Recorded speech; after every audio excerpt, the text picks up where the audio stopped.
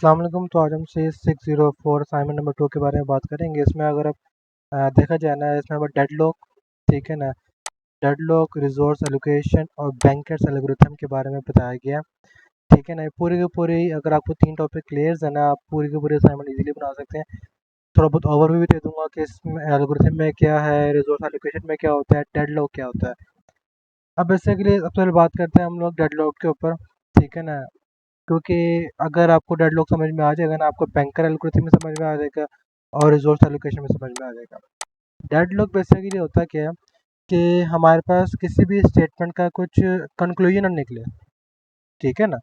किसी भी स्टेटमेंट का कंक्लूजन ना निकले, यानी कि मैं अपनी बात पढ़ रहा हूँ, आप अपनी बात पढ़ रहे हैं, हम किसी बात पे पहुँच नहीं रहे, ठीक है ना। डेडलॉक उसे कहते हैं हम लोग। कंप्यूटर में भी ऐसा होता है कि हम हमारे पास 2 टास्क आए थे और वो 2 टास्क की एक स्पेसिफिक कंडीशन आ जाती है जिसकी वजह से फुलफिल नहीं हो पाता, और फिर वो क्या करता है, डेडलॉक वहाँ पर लग जाता है, वो कोई किसी का प्रोसेस क्या होता है वहाँ पर कंप्लीट नहीं हो पाता, ठीक है ना। डेडलॉक उसे कहते हैं हम लोग।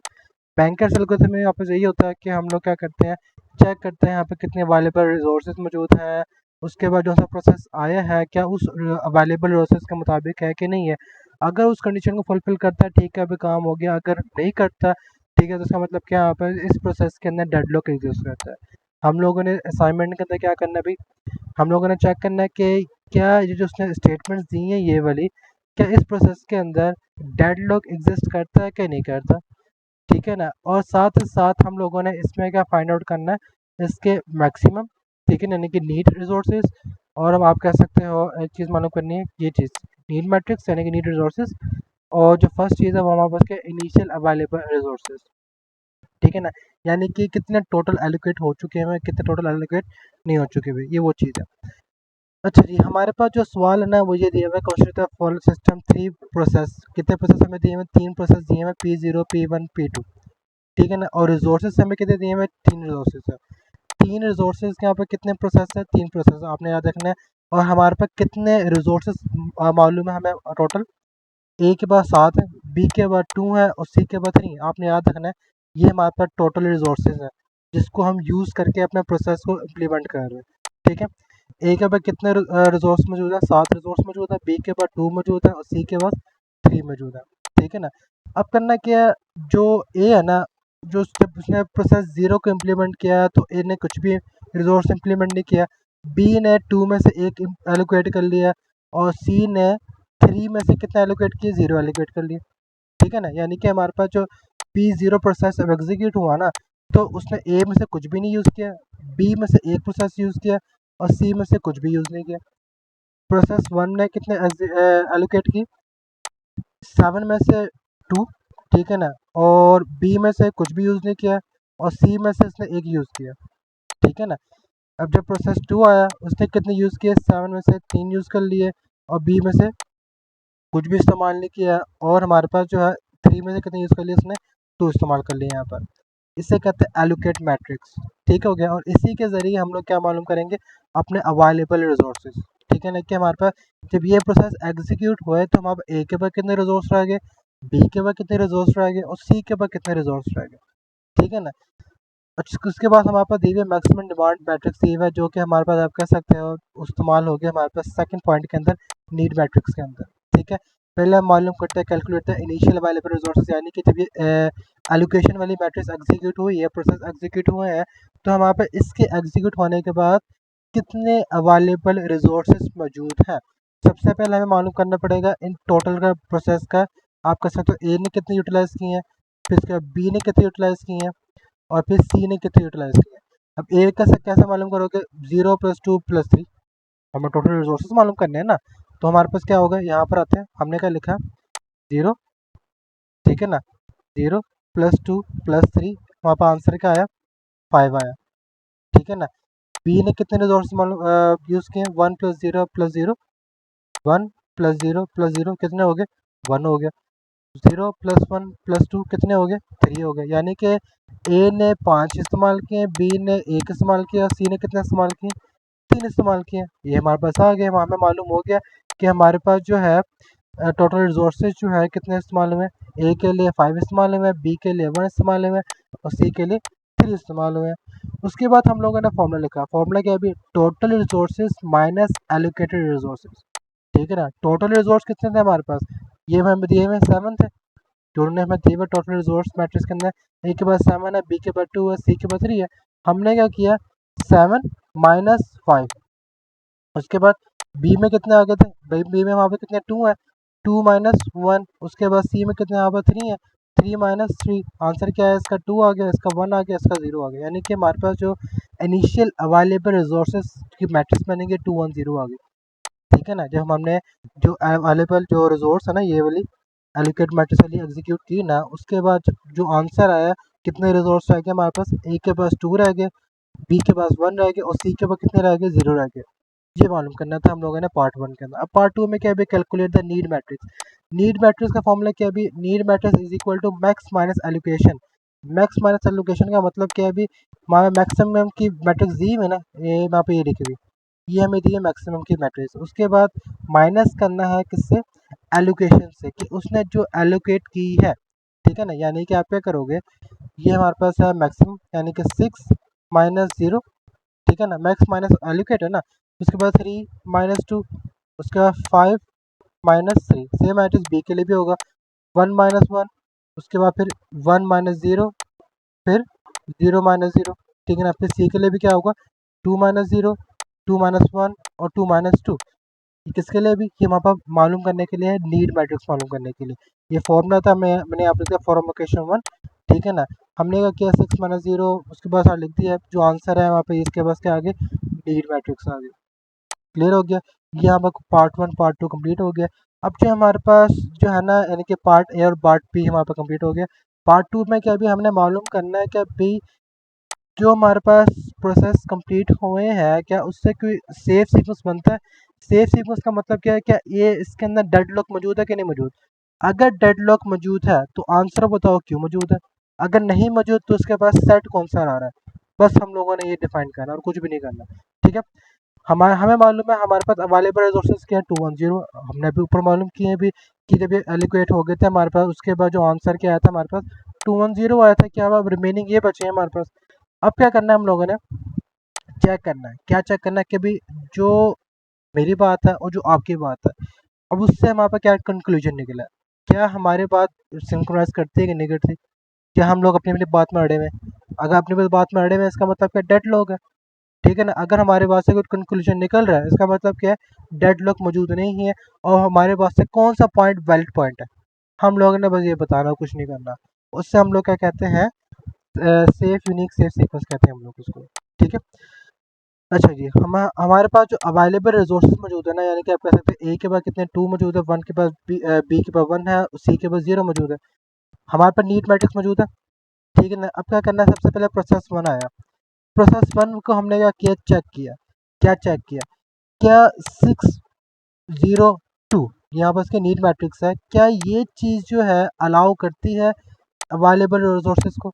यानी कि आप कह सकते हो यहाँ पर 6 है, ए के पास यहाँ पर अवेलेबल कितने 2 है, उसको इस चीज़ को एग्जीक्यूट करने के लिए मेरे पे कितने रिसोर्सेज होने चाहिए 6, लेकिन मेरे पास कितने हैं 2 है, ठीक है ना। यानी कि हम इसे एग्जीक्यूट नहीं कर सकते, क्यों नहीं कर सकते, क्योंकि मेरे पास अभी सिर्फ रखे हुए रिसोर्सेज कितने हैं 2, और उसे कितने की नीड है 6 की, ठीक है ना। तो इसका मतलब कि मैं आप लिख देंगे कि जो हमारे पास P0 है वो हमारे पास क्या है, ग्रेटर है किससे, अवेलेबल रिसोर्स, यहाँ पर अवेलेबल नहीं आएगा, अवेलेबल रिसोर्सेज आएगा, ठीक है ना। अब ये लिख तो खाली अवेलेबल लिख देंगे वो भी ठीक रहेगा, तो हम क्या लिख देंगे, it can not be satisfied at this time, ठीक है ना। प्रोसेस 0 हमारे पास खत्म हो गया, अभी हम इसको स्किप कर रहे हैं क्योंकि हम इसको एग्जीक्यूट नहीं कर सकते। प्रोसेस 1 आ गया, प्रोसेस 1 में देखो ए के बाद कितने 1 है, 0, बी के बाद 0, अब सी के बाद कितने 1 है, ठीक है ना। क्या ये चीज़ अलाउ करते हैं, यानी कि क्या हम इसको एग्जीक्यूट कर सकते हैं, बिल्कुल कर सकते हैं। यहाँ पे देखिए ए के बाद 2 है, 1 के पास बी के पास 1 है, और सी के पास कितने 0 है, नहीं कर सकते, क्यों नहीं कर सकते, यहाँ पे देख रहे हैं ए तो एग्जीक्यूट हो जाएगा, बी भी एग्जीक्यूट हो जाएगा, लेकिन सी एग्जीक्यूट नहीं होगा, जिसकी वजह से हमारे पास जो है यहाँ पर ये चीज़ सेटिस्फाइड नहीं हो पाएगी। अगर एक भी चीज़ यहाँ पे एग्जीक्यूट नहीं होगी ना, हम इसको क्या कह देंगे, it can not be satisfied at this time, हम इसे एग्जीक्यूट कर ही नहीं सकते, ठीक है ना। क्योंकि ए के बाद हमारे पास ए के कितने रखे हुए हैं 2 रिसोर्स रखे हुए हैं, बी के कितने रखे हुए रिसोर्स 1 रखे हुए हैं, और सी के कितने रखे हुए 0। यहाँ पे ए भी एग्जीक्यूट हो गया, बी भी एग्जीक्यूट नहीं होगा, ठीक है ना, क्योंकि बी के यहाँ पर 0 0 लिखा हुआ है ना, और सी यहाँ पर क्या 1 है, हमारे पास सी कितना रखे हुए हैं 0, तो यहाँ पे एग्जीक्यूट नहीं होगा। अब हम कहाँ पर आ जाएंगे, P2 पे आ जाएंगे। P2 में कितना रखे हुए हैं 2, यहाँ पे 0, यहाँ पे 0, ये एग्जीक्यूट हो जाएगा। क्यों एग्जीक्यूट हो जाएगा, यहाँ पे 2 2 बराबर है, ठीक है, जाहिर बात है 2 हमारे पास रखे हैं तो उसको 2 ही चाहिए थे, हमने एग्जीक्यूट कर दिए। बी की जरूरत नहीं है, सी की जरूरत नहीं है, तो हमारे पास क्या हो जाएगा P2। सबसे पहले कौन सा प्रोसेस एग्जीक्यूट होगा, P2। आपने रिमेंबर रखना, याद रखना है। मैं उसके यहाँ पर साइड पे लिख देता हूँ बकायदा नोट पैड में ना, कि हमने सबसे पहले कौन सा एग्जीक्यूट किया, P2 एग्जीक्यूट कर दिया सीक्वेंस 1 के अंदर, ठीक है ना। हमारे पास सबसे पहले क्या आया, P2 एग्जीक्यूट हो गया। अब क्या करेंगे, हमारे पास जब P2 एग्जीक्यूट करेंगे उससे हमारे पास क्या होगा, जो एलोकेशन होगी फ्री हो जाएगी। पहली बात है, ये एग्जीक्यूट हो गया, इसका एग्जीक्यूट होने के बाद इसका प्रोसेसिंग टाइम क्या हो जाएगा, खत्म हो जाएगा, जैसे हम कहते हैं बस टाइम, जिसे हम कहते हैं। अराइवल टाइम भी खत्म हो गया। अराइवल टाइम मालूम कर चुके थे, जब वो प्रोसेस वहाँ पर आया, वो कैसे आया हमारे पास, यहाँ ये चीज़ वहाँ पर दी है ना मैट्रिक्स, कौन सी वाली, एलोकेशन मैट्रिक्स। ये बेसिकली यहाँ पर अराइवल्स आप कह सकते हो प्रोसेस आया है। जब हमने इसको नीड मैट्रिक्स बनाई है ना, नीड मैट्रिक्स बेसिकली क्या, इसको एग्जीक्यूशन के टाइम कब खत्म होना है, कितने सेकंड बाद, कितने प्रोसेस के बाद खत्म हो जाएगा। जब प्रोसेस खत्म हो जाएगा फिर उसे हम क्या करेंगे, उसके ज़रिए हमारे पास क्या होगा, एक और न्यू अवेलेबल रिसोर्स आ जाएगा। कैसे है वैसे, ये क्या बात हुई। अब देखो ना, हम लोगों ने यहाँ पर P2 को एग्जीक्यूट कर दिया। अब P2 के एग्जीक्यूट होने से हमारे पास क्या होगा, CPU फ्री हो जाएगा। CPU क्या हो जाएगा, फ्री हो जाएगा ना। आगे हमारे पास CPU फ्री हो जाएगा तो इसका मतलब क्या, जिसने जो इसने एलोकेशन ली हुई थी वो क्या हो जाएगी, दोबारा क्या किसमें ऐड हो जाएगी, इसमें ऐड हो जाएगी, इसमें ऐड हो जाएगी ना अवेलेबल रिसोर्स के अंदर, क्योंकि फ्री हो चुका है, ठीक है ना। हमारे पास देखो जरा, P2 के अकॉर्डिंग एलोकेशन कितनी ली हुई थी उसने, P2 ने वहाँ पे कितनी एलोकेशन ली हुई थी 302, यानी कि उसने ए ने कितने रिसोर्स यूज किए हुए थे 3, जो कि वहाँ पर क्या हो जाएंगे, फ्री हो जाएंगे। सारी बात है, उसने प्रोसेस एग्जीक्यूट कर दिया। प्रोसेस एग्जीक्यूट करने के वो क्या हो जाएगा, एग्जिट हो जाएगा ना, यानी कि वो रिसोर्स फ्री कर देगा। अब यहाँ पर 3 है, बी यहाँ पर 0 और सी यहाँ पर 2 है, यानी कि हमारे पास रिमेनिंग कितने बचे थे, हमारे पास 210 थे। अब हमारे पास कितने बचेंगे, ये तो फ्री हो गया, P2 अब फ्री हो गया, ठीक है, सॉरी एलोकेशन वाला P2 फ्री हो गया। अब 3 + 2 कितना हो गया, 5 हो गया। अब वहाँ पे कितने बचे हैं हमारे पास, अब हमारे पास 5 फ्री रखे हुए हैं रिसोर्सेज, ए के 5 हो जाएंगे, और बी के कितने हो जाएंगे हमारे पास, बी के हमारे पास हो जाएंगे, ठीक है, वो तो 1 ही रह गया, 0 क्योंकि इसका था। और सी के यहाँ पर 2 रिसोर्स फ्री हो गए, यानी कि हमारे पास कितने हो जाएंगे, 0 + 2 कितना हो जाएगा, 2 हो जाएगा, यानी कि हमारे पास जो आंसर आएगा इसका 5.2 आ जाएगा, ठीक है ना।